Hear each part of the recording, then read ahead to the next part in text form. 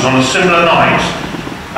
They came out of there that night, very similar sea conditions, on a dropping tide. They came out, Mike Berry, a very highly decorated and respected coxswain, came out of the gutters that night. He lost propellers, he put a hole in the boat, he broke the back of the Thomas James King. These guys went in there and came out with no damage. It just shows the level of skill these guys have got.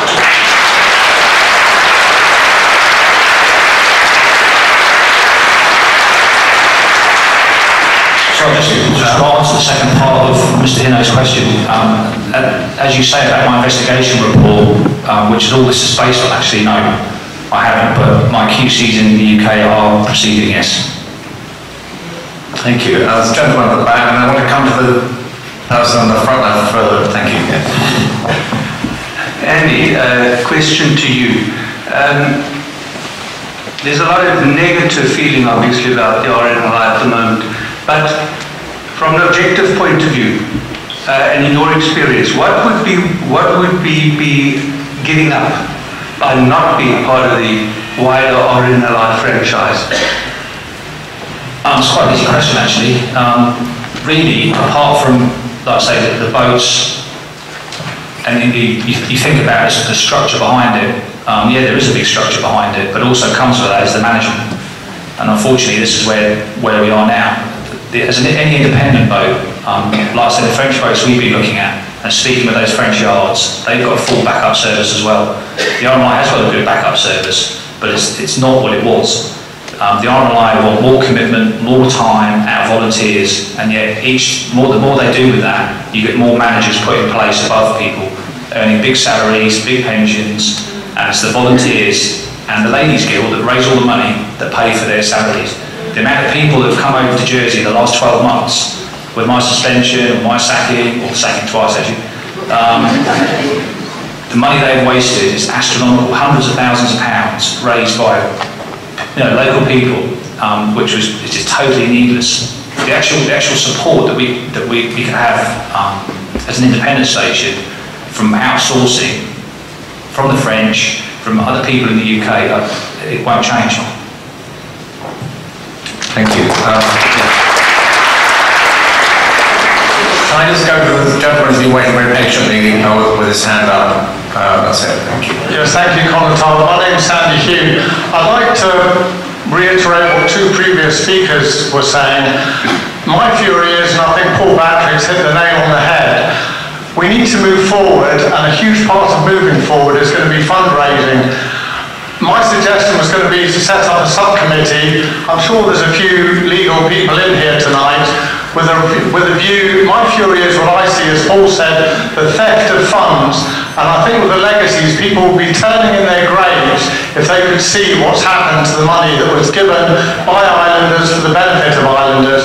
And I was going to suggest setting up a subcommittee, if there was any legal people, with a view to, there's no point naming and shaming, because we know where the money's gone, but with a view to call it embarrassing the RNLI, to accept that they've made a great wrong and give money that was given to the island back to the island that could be put in to this scheme. And I was going to suggest forming a subcommittee of accountants and lawyers with a view, as Phil Rondell says, we don't want to start a huge war, but almost embarrassing them when they see the support that I think the islanders are giving, to shame them into putting funds back in the island that was meant to be for the benefit of the island. Yeah, I couldn't agree more.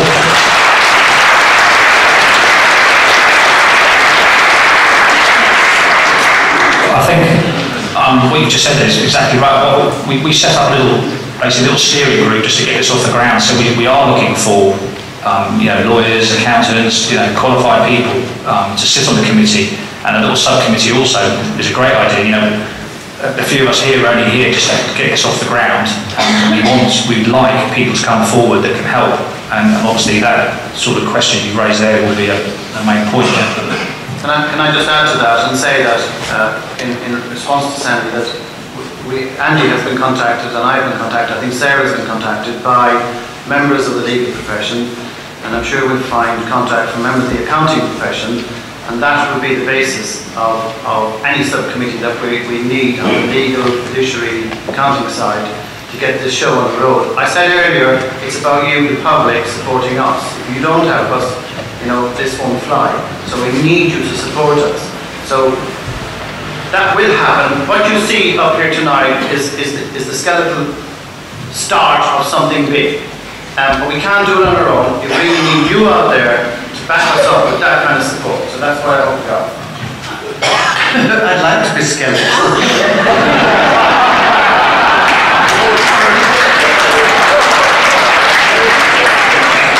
Sandy, what's your particular, are you a legal professional?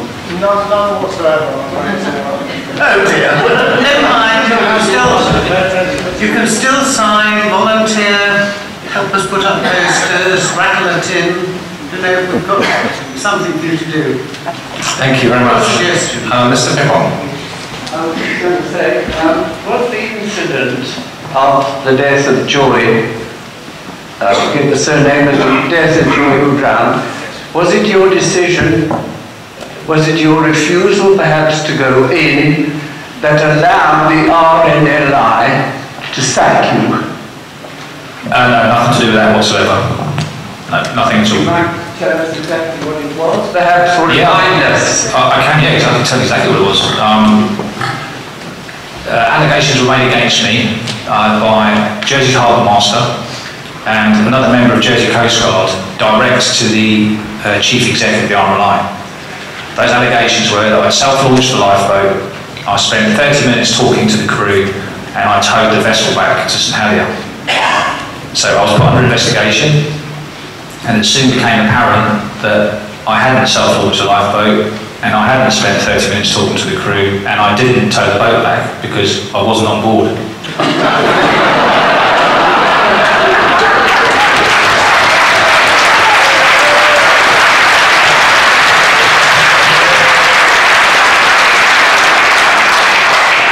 I have many talents, but that's not one of them. Thank you.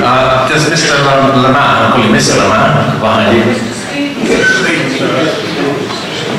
Somebody give a microphone. I'd like to remind the audience this evening that your problem isn't only RNLI.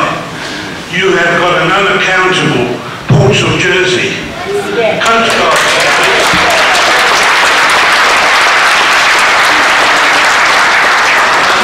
who have been interfering, unaccountable. Look what they do to St Catherine's. Don't need panic for this. And you can't even ask people with information or question them. And since we're going down the road of privatisation, we're slowly losing our democracy, And I'm afraid that you're going to have to overcome this problem of the Ports of Jersey and all the people within it that are half your problem.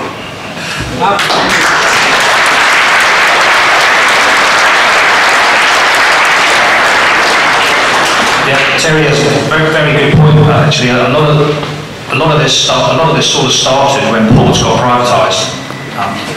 It started to sort of go out of control, and I think actually the privatisation of ports has been an absolute disaster, personally.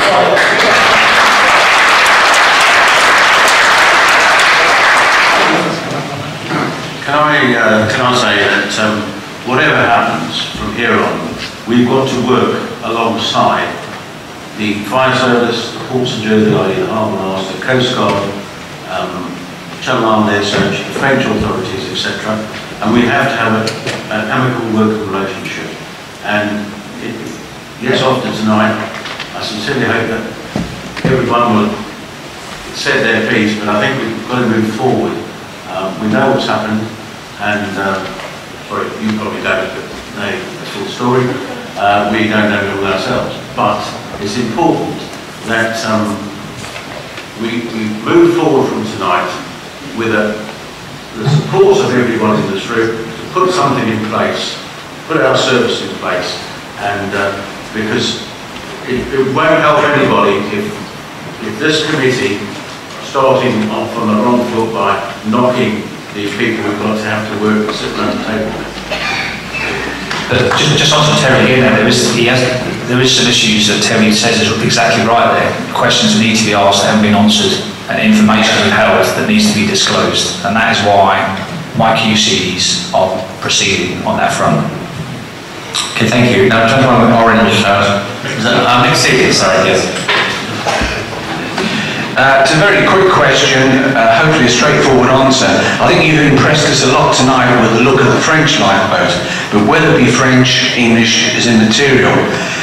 The one thing you can say about the RNLI, when there has been an issue with damage to a boat in the past, I think we would all agree they've been excellent in getting a replacement boat here in a matter of 24 hours or so. What would the backup be if we're totally independent? God hope it doesn't happen, but an incident happens when the boat is put out of action. What sort of contingency is there for a replacement boat? Very quickly. Well, with what you say there, the actual backup, the other backup is not there like you think it is nowadays. It used to be, but it's not now. The RNLI's brought a new policy out called Horizon, and in that policy it states that the RNLI do not offer a 365-day-a-year, 24-hour-a-day service. It doesn't happen. If the crew can't crew it, or the crew are on holiday, we haven't got enough people, the boat can go off service for 1, 2, 3 weeks at a time. And like that gentleman just said, we haven't got a boat here now. The French yards that we're speaking to, that they've been really good. You know, in the 25 years I've been on the crew, we've never damaged a boat once. And it's never gone on service for that. The French yards that we're speaking to, their backup service, we've got people here, they said that they can work, they've got agents in Groville, Saint-Malo, Saint-Briac, and down in Roscoff. They can be here. Obviously, if it's anything major, like ripping the backside out of it or something like that, it's obviously a bit different, but the backup is there. Thank you very much. Can you go back to Mr. Crocker? And I want to go to the lady, I think it's Anita with her hand up, waiting very patiently in the pink. Thank you. First of all, hats off to anybody who dons a sou'wester and rushes out to rescue somebody in the dead of night in a force 6, 7, 8, 9, 10. So hats off to you guys.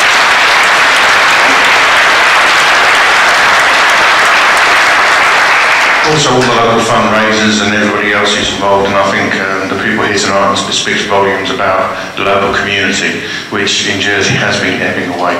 After that, Paul, my question is, if the irritant in the ointment was to be moved sideways, as in the pain in the arse people who are trying to manoeuvre and engineer and have slanted it as a fit of peak by one captain and his crew. That's how the story's coming across from the RNLI. If the ointment, the fly in the ointment was removed, could you go forward with the RNLI? Bearing in mind you've still got to work with Ports of Jersey and all the other arses.